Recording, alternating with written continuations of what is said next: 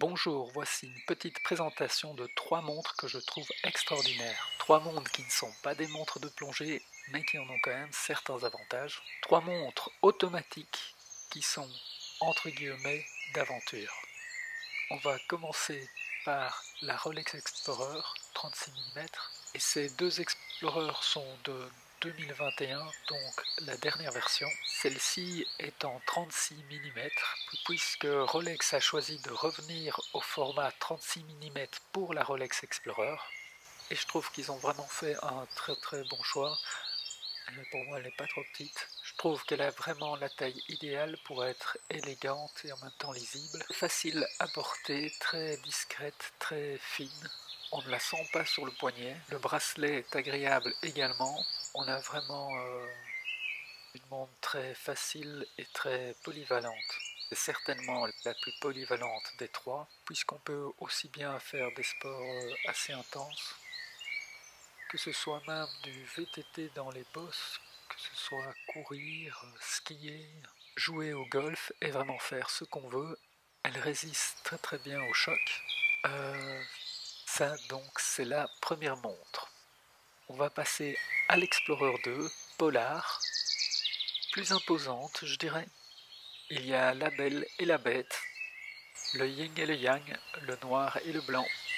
C'est ça qui me plaisait un peu d'avoir ces deux montres qui sont de la même famille mais pourtant qui sont très différentes. La particularité de celle-ci est qu'elle a une lunette fixe qui ne tourne pas contrairement aux montres de plongée. Ici elle sert au deuxième fuseau horaire. Au départ c'était pour savoir si c'était le jour ou la nuit. Personnellement je ne la porterai pas avec un costume.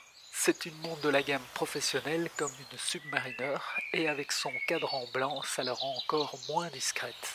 C'est vrai qu'elle est superbe mais elle est quand même moins habillée que l'Explorer 1. Elle est plus grande, plus épaisse et fait plus carré avec ses côtés plats. Les deux Explorers ont la couronne vissée. Ça, je trouve que c'est un bel avantage. Elles sont toutes les trois 10 ATM, donc 100 mètres pour aller à 100 mètres de profondeur. La troisième montre que je vais vous présenter ici, la Polaris, est la seule qui n'a pas de couronne vissée. Cette Jaeger-LeCoultre, qui est pour moi un peu une alternative, en étant beaucoup plus habillée et beaucoup plus classe. Bien que son design soit inspiré de la mythique montre de plongée Deep Sea Memovox de 1959 et que cette Polaris possède une lunette intérieure graduée, ce n'est pas du tout une montre prévue pour la plongée. C'est une montre habillée au look sportif avec une finition et des détails tout simplement incroyables. Le fait qu'il n'y ait pas la couronne vissée, c'est un petit peu dommage. Par contre, ce qu'on n'a pas sur les Rolex, mais qu'on a ici, c'est qu'on voit le mouvement, un très beau mouvement avec de belles finitions. Je peux passer des heures à le regarder, c'est vraiment magnifique. Elle a une lisibilité qui est juste incroyable, des polis au niveau des aiguilles et de certains chanfreins. On voit vraiment que c'est une belle montre, c'est travaillé, c'est extraordinaire. C'est incomparable par rapport aux Rolex qui sont certainement plus solides mais où la finition est tout à fait différente. Sur le cadran de la Polaris, il y a trois finitions différentes. Mat sur les côtés, ensuite granuleux et soleillé au centre.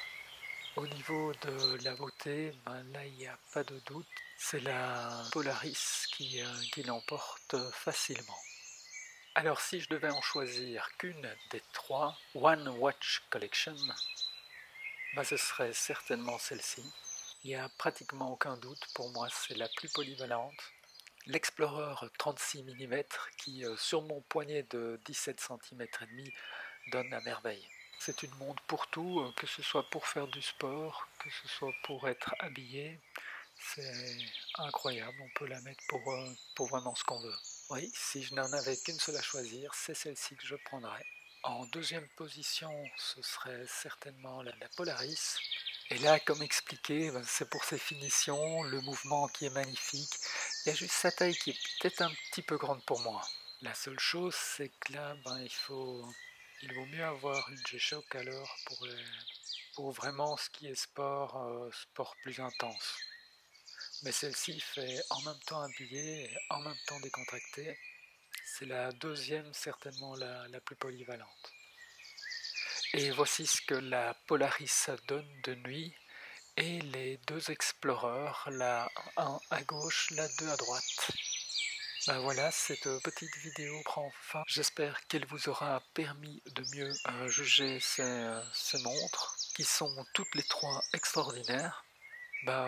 Voilà, n'hésitez pas si vous avez des questions à les mettre en commentaire. Merci, à bientôt.